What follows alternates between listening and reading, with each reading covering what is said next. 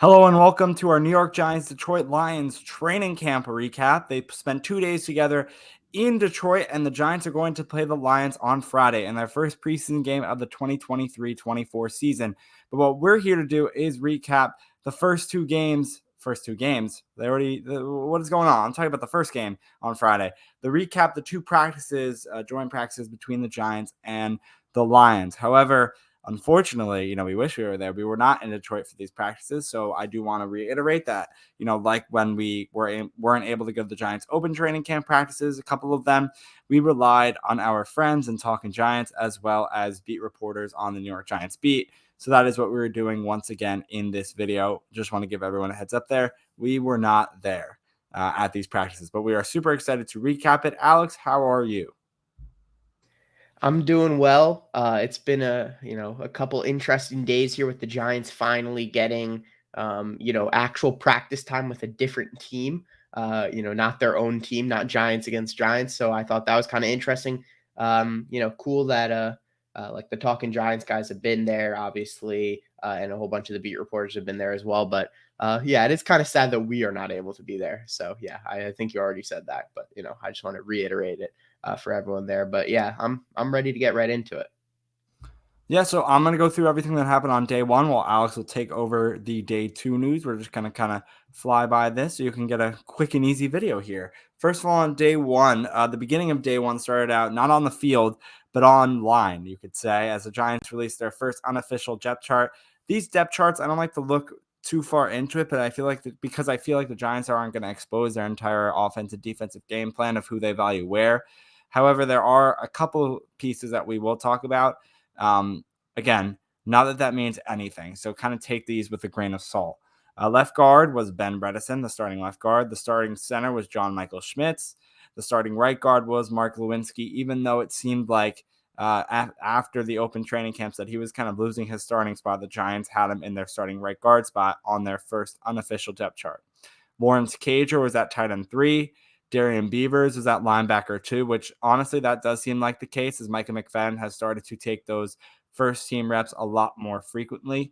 Darnay Holmes was the starting nickel, which is very interesting after he had I don't want to say horrific, that's a strong word, but a poor, first week or two of training camp. Jason Pinnock was the starting safety. Again, that makes sense. He was taking a lot of first team reps. Eric Gray as the punt returner, while Gary Brightwell was slotted as the kick returner. The New York Giants seem to be keeping it similar to last season with Brightwell as their kick returner, at least on the first unofficial depth chart. We now go to the offense, and more specifically, the New York Giants starting quarterback Daniel Jones went 6 for 8 in 7-on-7s, and wide receivers got good separation during that point. However, the bad news was that the Giants' first team defense gave up 8 for 8 passes in sevens. So it was a very rough first day for the Giants offense, and I'll get into that a little bit more when we talk about 11-on-11s. The first team Giants defense versus the Lions offense.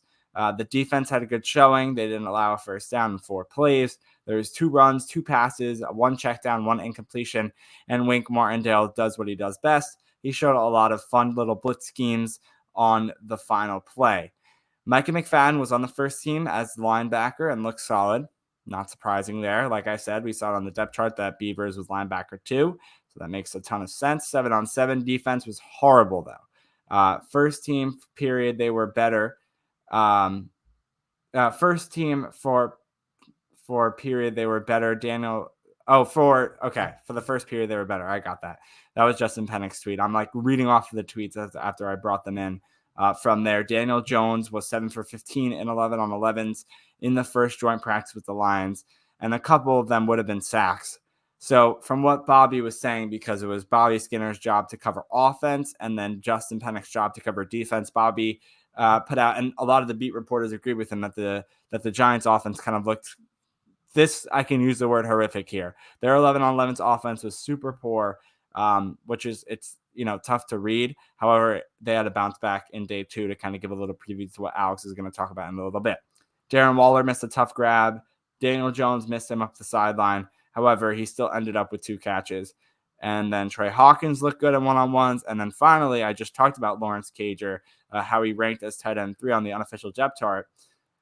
He took an unnecessary late hit after making a catch in team drills, walked off slowly, and headed back inside with the training staff. However, I do believe he did practice on day 2. He wasn't listed as someone who was out, if I'm not mistaken. So it seems like he was okay. That's everything for day 1. I'm going to send it to Alex for his report on day 2. All right, so getting into day 2, a little bit of a lighter day on day 2 in terms of what actually happened and kind of the notes we have here, but I'll get into it anyway. The Giants' first team defense and second team defense started off really strong in team periods. The first team defense actually didn't allow a first down in the 4 beginning plays. They had 2 runs for a small gain. Okereke apparently had a nice pursuit on one of the runs, and Leonard Williams had a sack. And then there was an incompletion on the 4th play. So there's a little, I guess, play-by-play for a short period there in 11-on-11 team periods. Daniel Jones went 6 of 8 in 7-on-7s with touchdowns to Darren Waller and Cole Beasley. Daniel Jones also in 11-on-11s today went 11 of 16 with touchdowns to Darius Slayton and Darren Waller.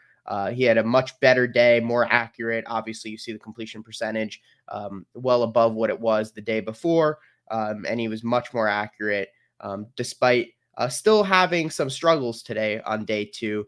He had a dropped interception, and he also underthrew Darius Slayton on a deep throw. The Giants defense heading back to that side of the ball forced 3 fumbles in team periods, 2 of them by Dane Belton. So good on him, I guess. He's kind of become a turnover machine. He got a couple turnovers last season during the regular season, and now 2 in camp.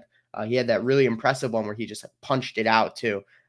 So yeah, overall good day for him, obviously, with those 2 turnovers.